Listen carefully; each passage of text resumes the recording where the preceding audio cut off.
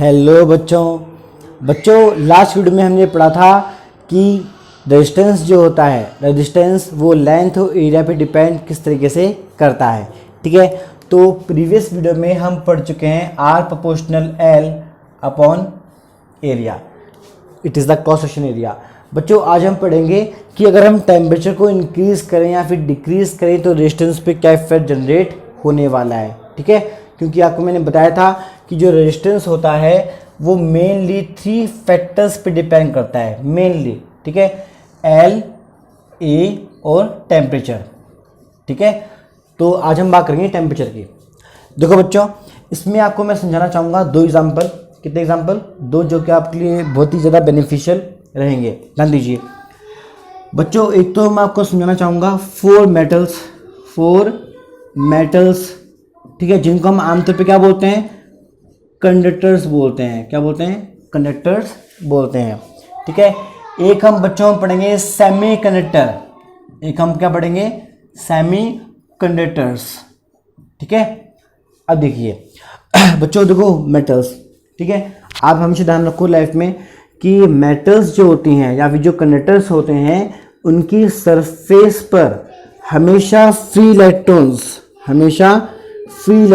क्या करते हैं? रैंडम मोशन करते रहते हैं। क्या करते हैं? Random motion. आपको मैंने समझाया था कि ये बार बार क्या करते हैं? जिगजैग मोशन में रहते हैं। जैसे मान लीजिए मेरे पास ये एक वायर है, वायर की सरफेस पे बहुत सारे क्या है? फ्री इलेक्ट्रॉन्स हैं, तो क्या करते हैं? रैंडम मोशन करते हैं। ठीक है, इधर भाग रहा है कोई यहाँ जा रहा है, कोई यहाँ जा रहा है, इस तरह से। ठीक है, तो देखिए जो मैं कहना चाह रहा हूँ, केमिस्ट्री ये बोलती है बच्चों कि जो मटेरियल है, ठीक है, इसमें बहुत सारे एटम्स होते हैं। तो एटम आपस में जब कंबाइन होते हैं एक पर्टिकुलर सीक्वेंस में, तो उन्हें हम क्या बोलते हैं? क्रिस्टल बोलते हैं। क्या बोलते हैं? क्रिस्टल। जैसे ये जो मैं स्ट्रक्चर बना रहा हूँ बच्चों, ध्यान दीजिए, इसमें जो मैंने बॉल्स बनाई है ये तो क्या होते हैं? एटम होते हैं। और लेंथ ये क्या होती है? Bond length. क्या होती है? Bond length. और ये भी मेरे पास क्या है? एटम हो गया। ठीक है, तो देखिए ऐसे मेरे पास एटम जुड़ते जाएंगे और एक स्ट्रक्चर बनेगी। एक क्या बनेगी?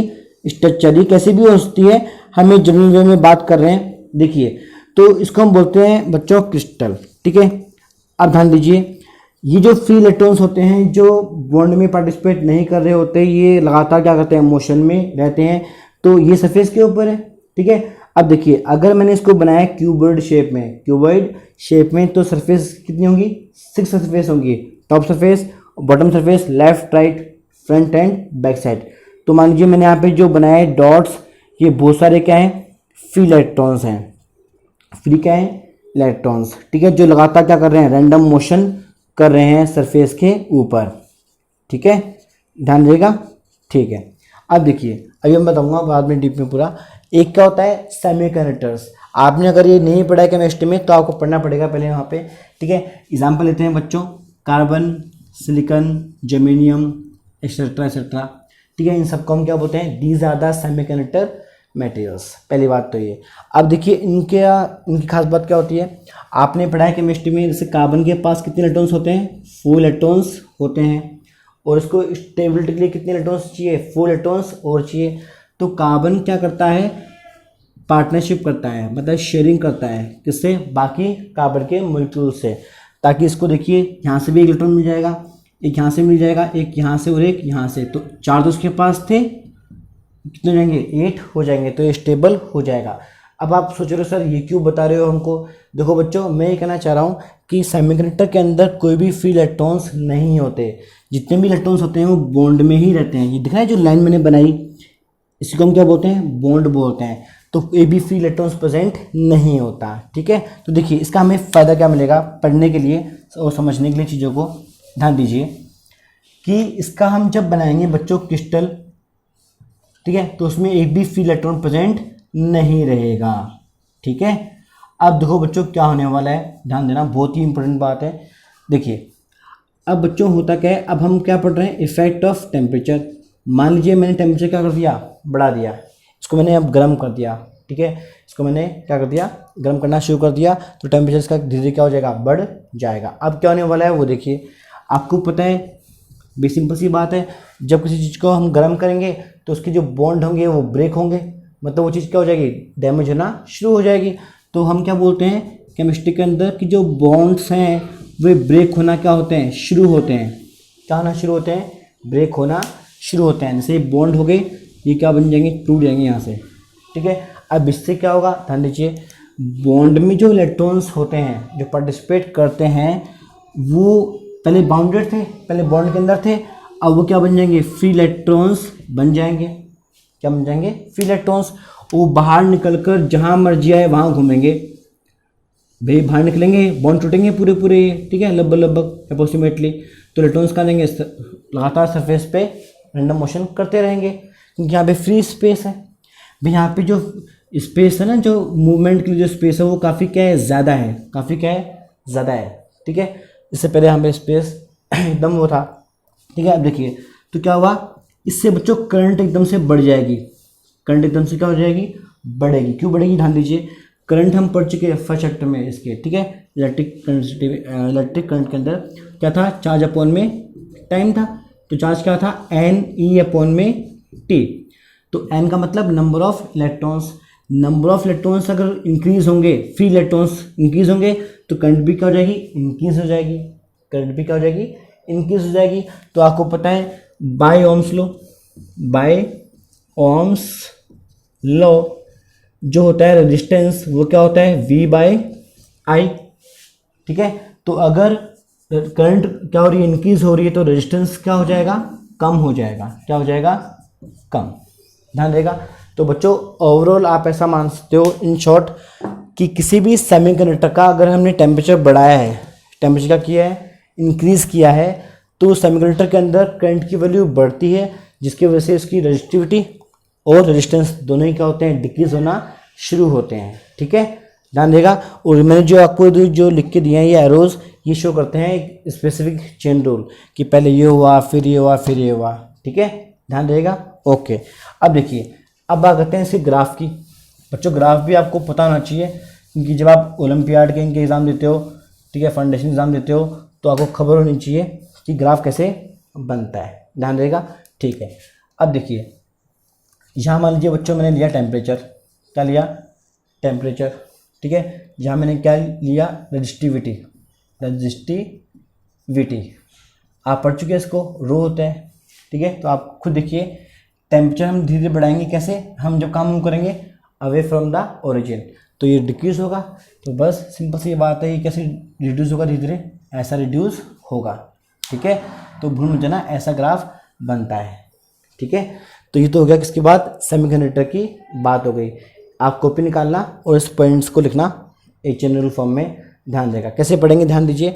If increase the temperature, if we increase the temperature of the semiconductor, then bonds start to break. Due to it, free electrons will be more, and number of free electrons causes the increment in current,